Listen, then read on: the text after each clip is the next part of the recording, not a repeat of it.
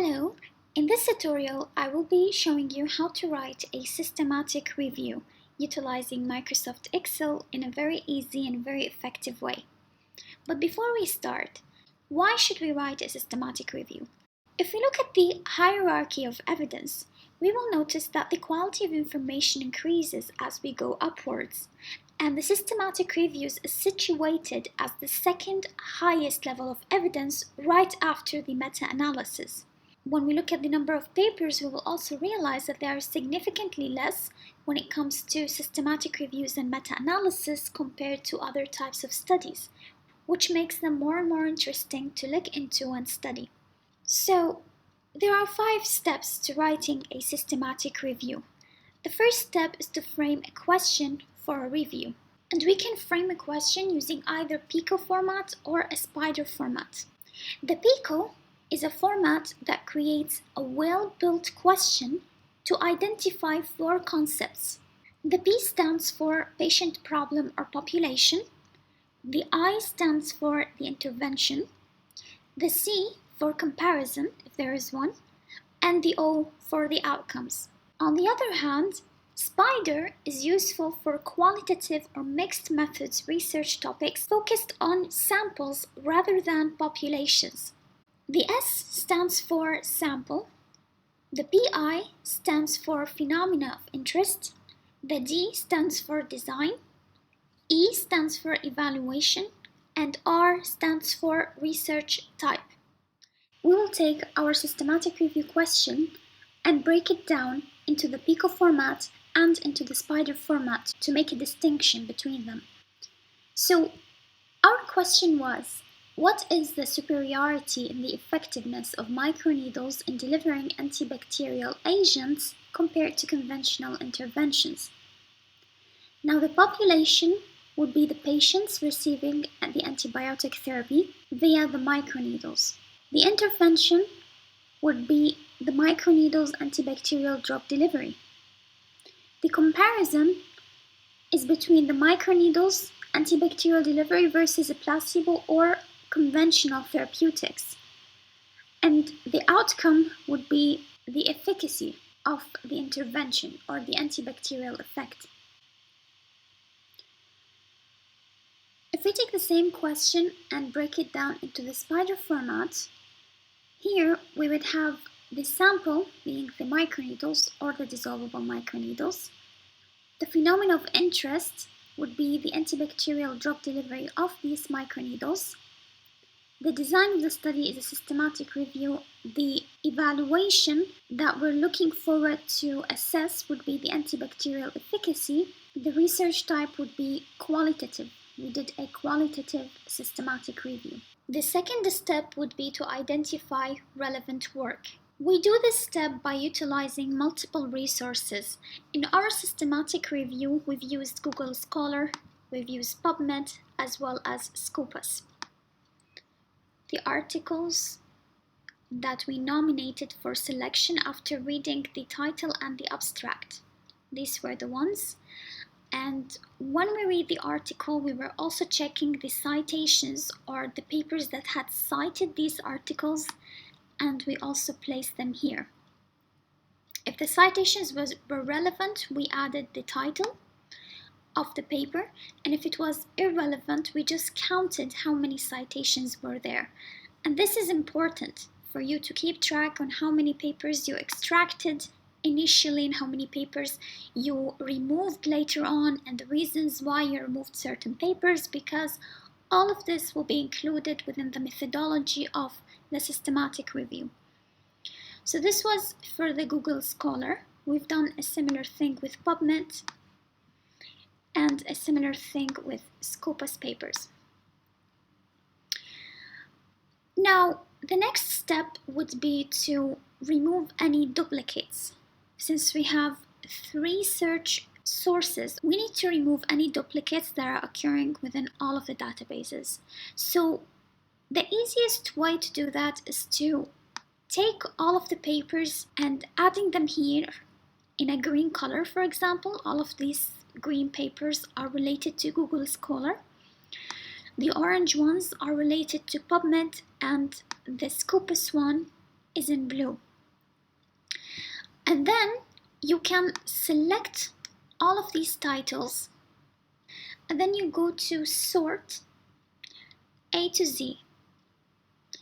And essentially what this does is that you can see any duplicates from two different references immediately after each other.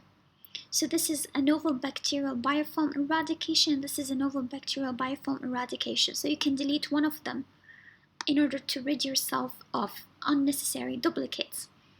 Similarly here, we have bacterially sensitive nanoparticles and bacterially sensitive nanoparticles. You can remove either one of them.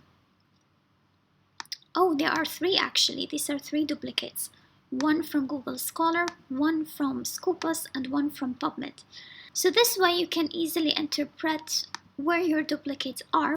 Following the duplicate removal, we created a table that summarized all of the studies that we thought relevant. So if we zoom in onto this side, we will see that here are the articles that we picked, and we coded them according to the type of paper. So we had papers related to biofilms, papers related to infections, and papers related to self-sterilization items. And each one was given a different color in order to be able to classify them into their corresponding category later on.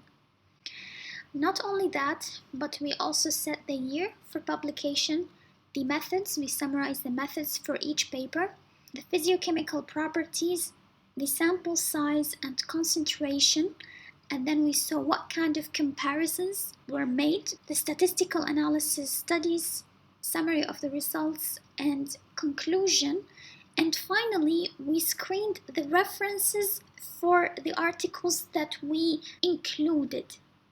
So there was a further references screening at the end. So we can see that this table basically summarizes all the essential information to the papers that we wanted to include. And this was a preliminary table. We didn't use it exactly as it was, but it was a good guideline for us to come back to later and utilize the information to make another table for the systematic review. Now that we are done with this step, we are able to produce a PRISMA flow diagram. This is a PRISMA flow diagram. You can see on the side we have the first step with the identification, and then with the screening, the eligibility, and the included papers in the end. For the identification step, we had 8 papers from PubMed, 410 papers from Google Scholar, and 133 papers that were identified using Scopus database. This is the preliminary identification using the title and the abstract. Then we removed the duplicates, and we had a total of 538 papers. And then we screened these papers, the 538, following duplicates removals. But not only that, we also had additional records to be screened from the citations and from the references. So these were like 3 independent screening phases. Out of all of these 3, we excluded 1,592 papers, and we had 37 eligible articles based on the full text. Additional records were identified later from citations, and additional records were identified also from references. And then we had another exclusion step of 40 papers, and here are the reasons for the exclusion. 32 of the 40 were out of scope, 3 papers had insufficient detail, and 5 papers that we weren't able to get the full text information for. Following the final exclusion and the final screening step, we included only 20 papers. The third step would be to assess the quality of our studies. These 20 studies that we have included, we must read the full text for each study, and we must assess the quality of whether or not it is a low evidence study, moderate evidence study, or high evidence or high quality study. How do we do that? Well, we did that by using the OHAT tool, which stands for Office of Health Assessment and Translation Tool. This tool can be used to detect different biases. For example, selection bias, performance bias, attrition or exclusion bias, detection bias, selective reporting of articles bias, and other sources of bias. Then, the response options for every question would be either -2, which indicates a definitely high risk of bias. This is a lower quality of evidence when we have a high risk of bias, or a -1, which indicates probably high risk of bias, +1, which means probably low risk of bias, or +2, which means a definitely low risk of bias. And this is the best one in terms of quality. Now let's see an example of how we used the OHAT tool. So the questions in the OHAT tool are available, and you can tailor the questions by removing a question or two depending on whether or not it is suitable to your study.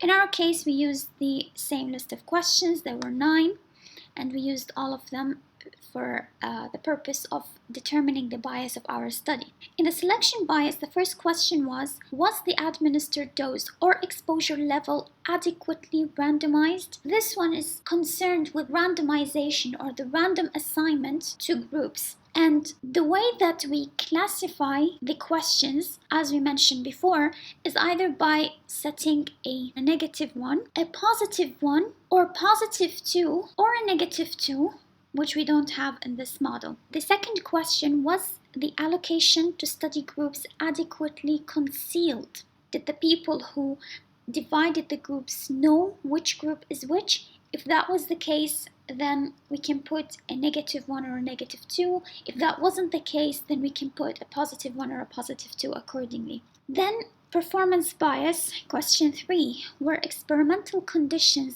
identical across the study groups? For example, if the researchers were working with animals, did they house these animals differently? Did they give the same amount of attention for the control and the intervention groups? Did they use the same temperatures, the same light intensity, and so on? Question 4, which also relates to the performance bias, were the research personnel and human subjects blinded to the study group during the study? This has to do with the blinding, and the blinding is important in order not to have a performance bias during the work. Then we have the attrition or exclusion bias.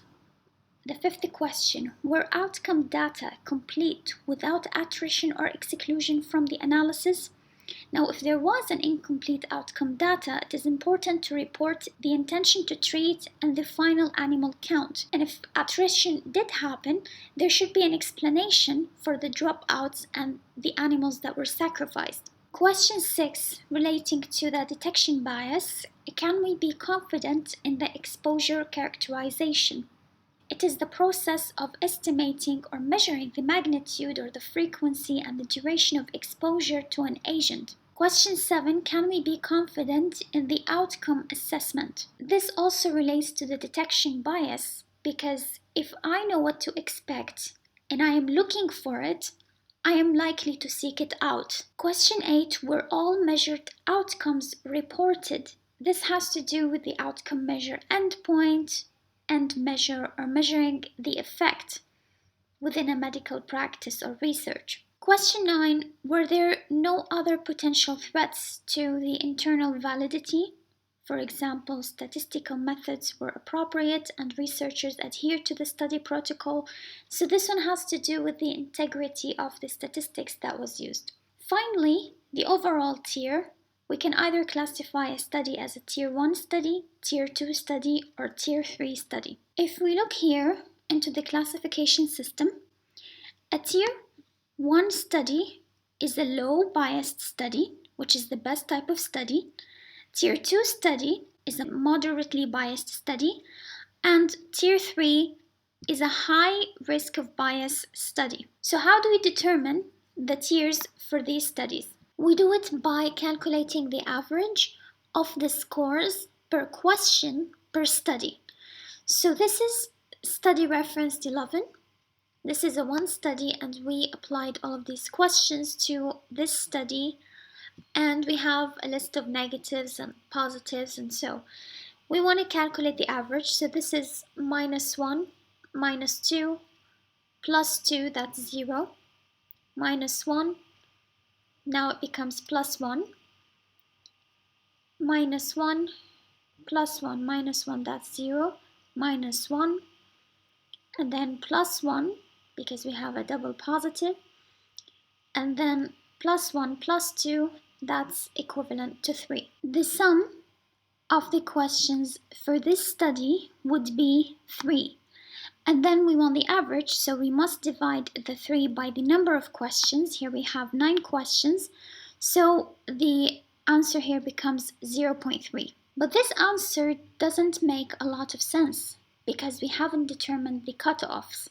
If we want to determine the cutoffs to find out where exactly or under which tier each study stands, we must visualize the scale. And we have a scale between -2 and +2, right?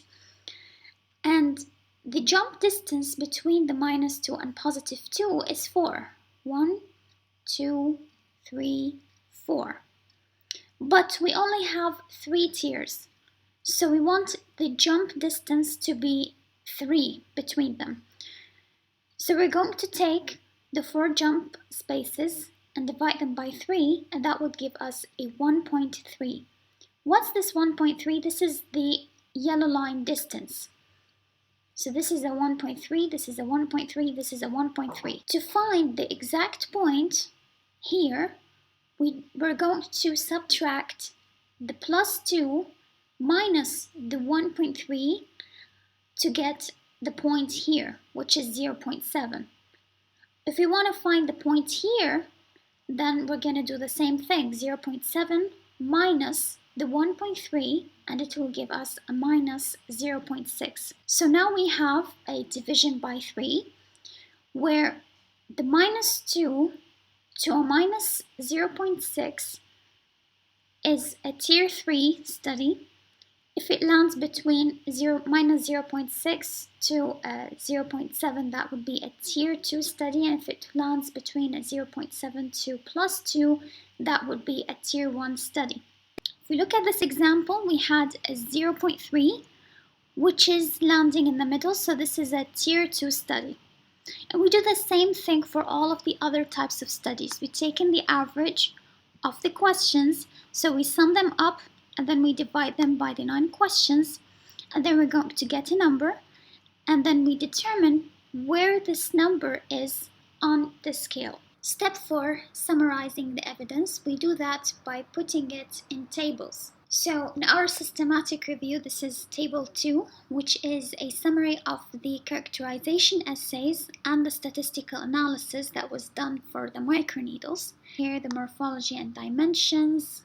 It was tested by which instruments, the mechanical strength, how was it tested, the microneedle insertion, was it tested or not, the dissolution, the drug release and dermatokinetics, and finally the kind of statistics that was used.